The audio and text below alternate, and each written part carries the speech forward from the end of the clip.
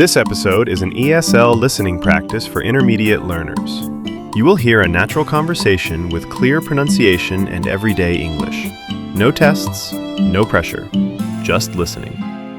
Let's start. Hello and welcome back to ESL Listening Practice. It's great to be back. If you're joining us today, you're probably, looking to push your English forward, especially into that B2, that upper intermediate level.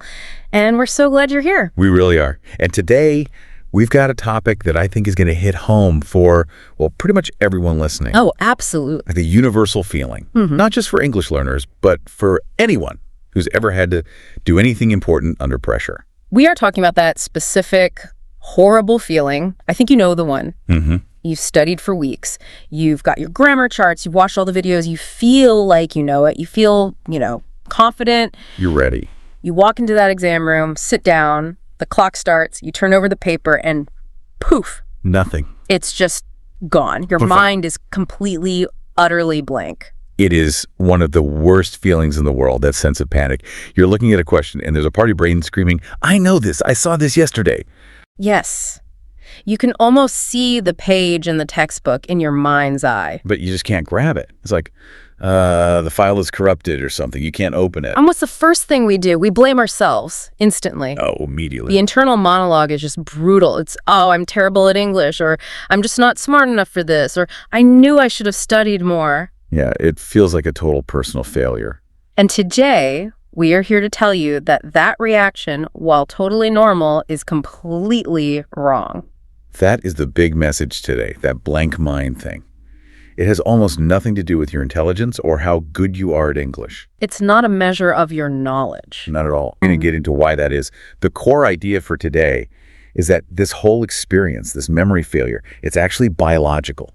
It's a physical response. So it's about chemicals, not about character. Exactly. And we're going to explain why your body does this, and then, more importantly, what you can do about it, how to fix it. We want you to see yourself as a totally capable student who just, needs the right strategies to handle the pressure.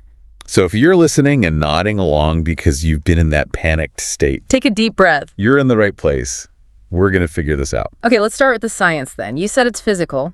What is actually happening inside my brain when it goes blank? Because it feels so mental. Right. It feels like a thinking problem.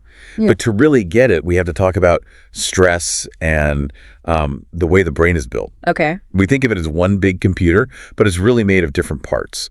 There's the new modern part, and then there's the really, really old part. The part that can do advanced grammar and the part that just wants to, eat and not get eaten. That's a perfect way to put it.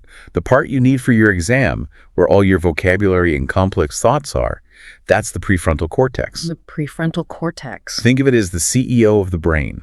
It's the logical, rational planning part. It's the part that retrieves complex information. So that's who we want in charge during the test, the CEO. Absolutely. But deep inside, there's a much older part, the amygdala. The amygdala, I've heard of that. It's the brain's alarm system. Some people call it the lizard brain. Its only job is to scan the world for threats and keep you alive. So it's the survival instinct part? Exactly. And here's where the trouble starts. For your amygdala, that ancient, not-so-smart part of your brain, you can't tell the difference between a real physical threat, like a tiger jumping out at you, and a psychological threat, like failing your B2 exam. So to my lizard brain, that exam paper, it's a tiger. It might as well be. It screams danger, and it hits the big red panic button. And what happens when it hits that button? Your body gets flooded with stress hormones, and the main one we need to talk about is cortisol. Cortisol. Okay, we hear that word all the time. We do. But what it actually does to your brain in that moment is very specific. Cortisol is designed to help you in a physical fight. It sends blood to your muscles. It sharpens your vision. So you can run away or fight the tiger. Precisely. But to get all that energy for running, it has to shut down what it considers non-essential functions. And let me guess. Yep. Complex memory recall and advanced language processing are definitely on the non-essential list when you're fighting for your life. That is just so frustrating. My brain is trying to save me, and in doing so, it's making me fail the test that's causing the stress in the first place. It's a terrible feedback loop. Yeah. But it gets even more specific. There's another part of the brain, the hippocampus. Okay. Think of the hippocampus as the librarian. Its job is to go into the shelves of your memory and pull out the information you need. So I've got the CEO, the prefrontal cortex, the alarm system, the amygdala, and now the librarian, the hippocampus. I like this. Right, and here's the kicker. Cortisol, that stress hormone, physically disrupts the signals in the hippocampus. It's like it goes into the library and cuts the phone lines. Wow, so it's not a metaphor, it's a chemical electrical blockage. It's a literal blockage. The information is still on the shelves. All that English you studied is still there, but the librarian can't access it. The door to the library has been locked from the outside. I love that analogy.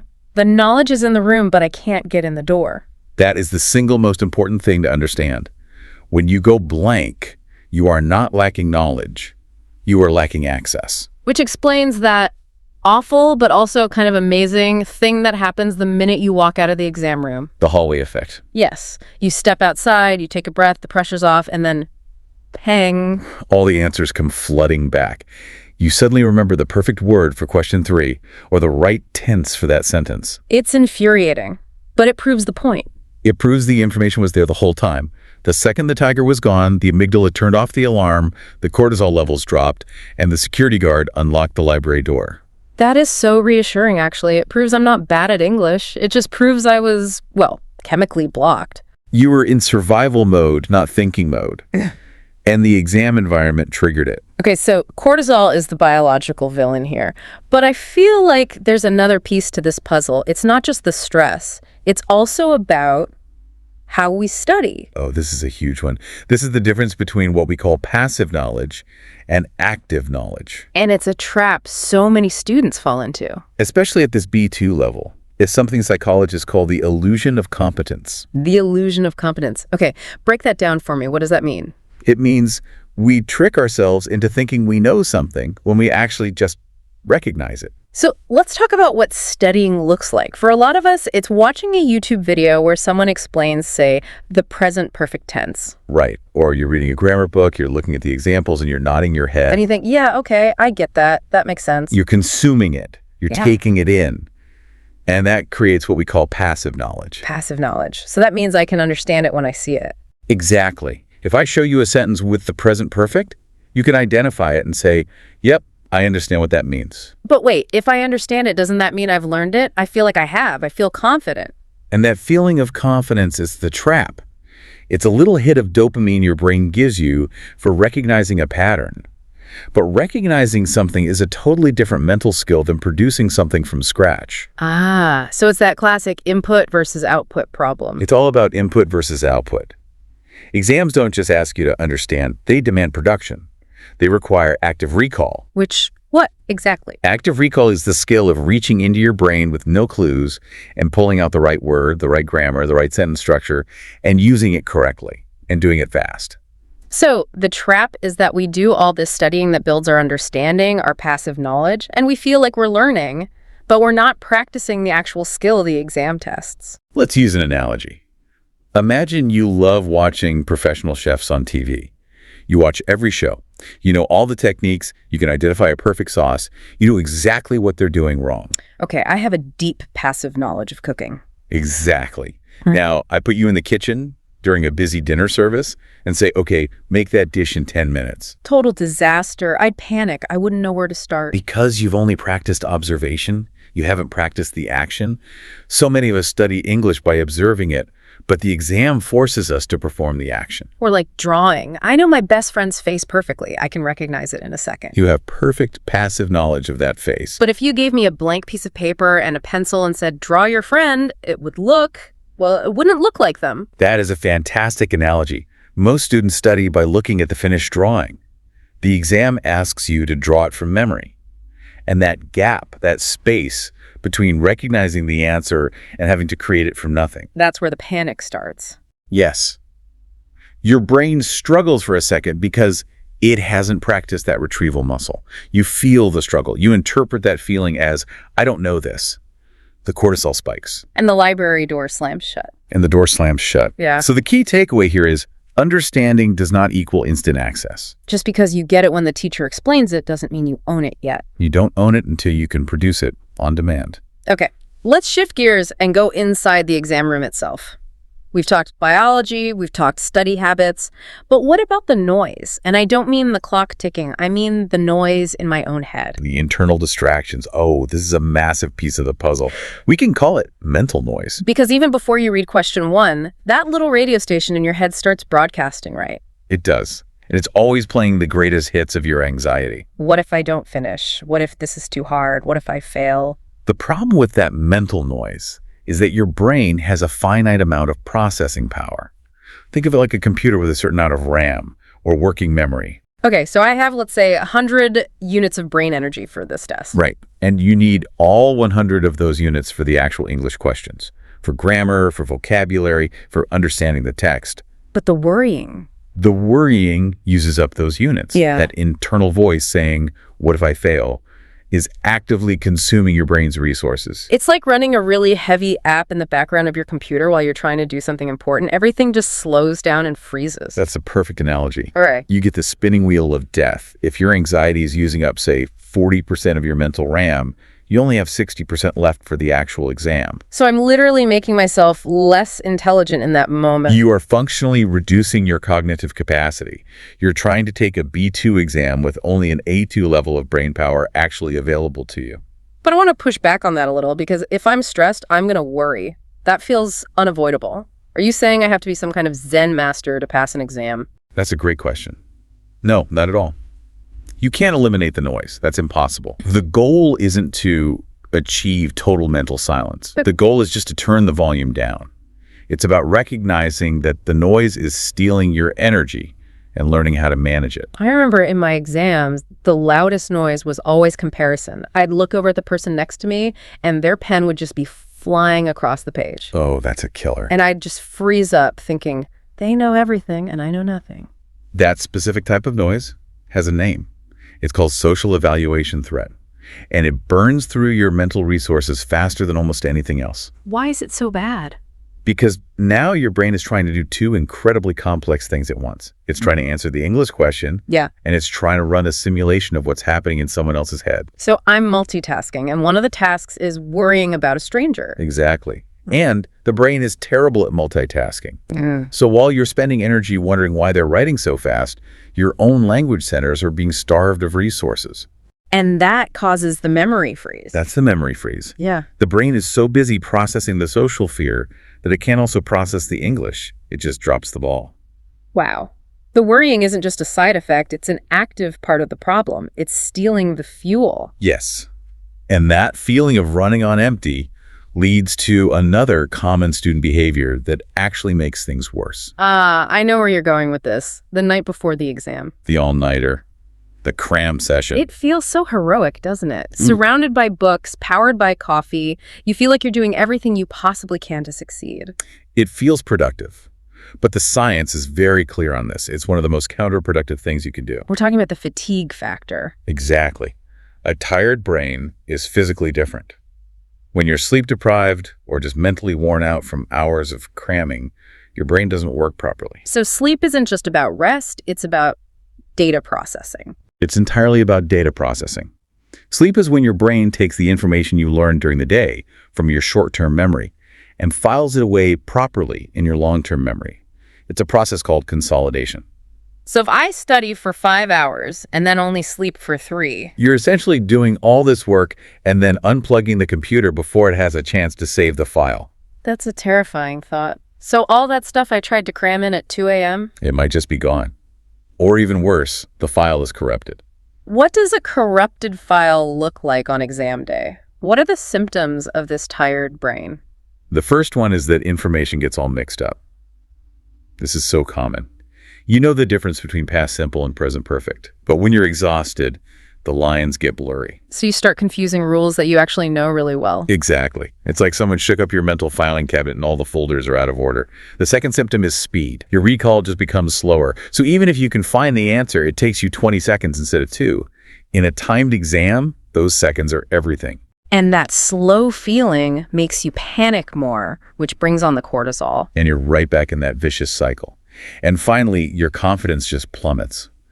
When your brain feels foggy, you start to doubt every single answer. It's a paradox then. Studying more right before the test can actually make you perform worse. It almost guarantees it.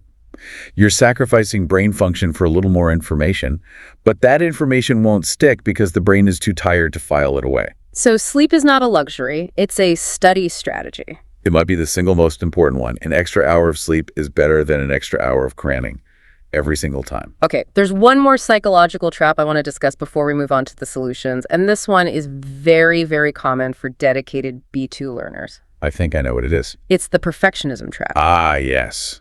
This is huge. B2 students are smart. They know what good English sounds like. And they want to produce it. They're very aware that they aren't native speakers yet, and they're trying so hard to close that gap. Which is a great motivation in general, but it can be poison in an exam room. Let's get specific. What does this look like? A student sees a question, and a simple, correct answer comes to mind. Right. But then a second voice pops up. And that voice says, no, that's too simple. That's a B1 answer. I need a better word. I need a more complex sentence structure. I need to impress the person grading this. And so begins the deadly hesitation. They stop writing, and they start searching their brain for that perfect word. A word that maybe they only kind of know, or they're not 100% sure how to use in a sentence. So let's say the question is about cities, and the student wants to write, pollution is bad for people's health. It's simple, it's correct, it's clear, it gets you points. But the perfectionist brain says, no, bad is a boring word. I need something better. What about detrimental? Detrimental is a great word, but maybe they're not sure how to spell it, or if it should be detrimental to or detrimental for. So they pause. They write it. They look at it. It doesn't feel right. They cross it out. They think about writing bad again, but now they feel like a failure for using a simple word. And in the meantime, the clock is ticking. 2 minutes have gone by. And they have 0 words on the page. And the fundamental truth of any exam is that the examiner cannot grade the beautiful sentence that was in your head. They can only grade what's on the paper. Pollution is bad is worth infinitely more points than a blank space where the detrimental effects of pollution was supposed to be. So the real danger of perfectionism is that it creates silence, it creates inaction. It causes you to reject a good answer while you wait for a perfect one that may never come. And in an exam, the rules are different. Clarity and correctness are king. Not beauty. Beauty is a nice bonus. But you have to build a house before you can decorate it. So the golden rule is a simple, correct answer is always better than a perfect answer you never write down. We have to lower the bar, not for our overall learning, but just for that moment in the exam. Change the goal from perfect to communicative. Exactly. Does it communicate the answer? Is the grammar okay? Yes. Great. Move on to the next question. Okay, this has been an amazing diagnosis of the problem. We have the biology with cortisol, the study habit trap of passive knowledge, the mental noise, the fatigue, the perfectionism. It's a lot. It is. But the good news is all of it is manageable. So let's get into the solutions. Let's build a toolkit for our listeners. What can we do before the exam even starts to prevent the mind from going blank? This is where you can make the biggest difference. The battle is mostly won or lost in the preparation phase. The first strategy, and it's a bit counterintuitive, is to revise lightly. Revise lightly. That sounds like you're telling people to be lazy. I know it does. But think about it like an athlete. If you're running a marathon on Sunday, what do you do on Saturday? You rest. You carb load. You might do some light stretching, a very short, slow jog. You definitely don't run a practice marathon. Exactly. You need your muscles to be fresh for the main event. Your brain is a muscle.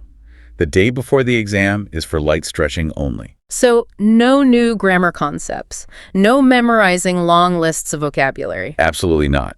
Look over your notes, review some key points, but do not do any heavy lifting.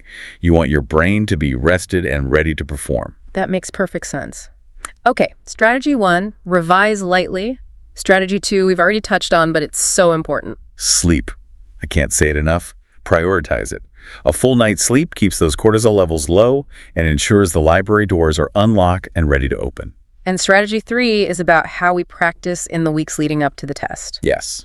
This is timed practice. This links back to our passive versus active discussion. It does. If you only ever study in a comfortable, relaxed environment with unlimited time, you are not preparing your brain for the reality of the exam. You're training for a casual chat, not a performance. Right. So you have to simulate the pressure at home. Set a timer. Give yourself 15 minutes to write an email. Give yourself 1 minute to plan a spoken answer. Exactly. When you practice against the clock, you teach your brain that time pressure is normal. It's not a tiger. It's just a timer. So you're basically giving your amygdala a little training session. You're teaching it not to overreact. You're desensitizing it. You're training that alarm system to be a little calmer. Okay, that's what we do before. Now, the big one. What do we do when we're in the exam room? We feel that panic starting to bubble up. Our heart starts beating faster. What is the crisis plan? This is your emergency toolkit. The first thing you do is a tactical move. Strategy 1, start easy. Do not go for the hardest question first. Never, ever do that. So many students think, I should do the big essay first while my brain is fresh. But if that question is hard, you can hit a wall in the first 5 minutes. And then the panic really sets in. It spirals. Instead, scan the whole paper and find the easiest part. Maybe it's a quick vocabulary matching exercise. Do that first. Why does that work? It builds momentum. You answer a few questions correctly, your brain gets a little reward. It thinks, hey, I can do this. I know things. So your confidence goes up, your cortisol goes down. And the library doors start to swing open a little wider. You're essentially warming up your brain on the easy stuff before you tackle the hard stuff. I love that. Okay, so start easy. What's strategy 2 if we're still stuck? Just write or just speak. Just do something. Even if it's not the right answer. Even if it's nonsense. Write a related word. Write the question out again. If it's a speaking test, say a filler phrase like, it's a very interesting question. The point is movement. So this is about breaking the paralysis. Yes. Staring at a blank page is terrifying. The fear grows in the silence and stillness.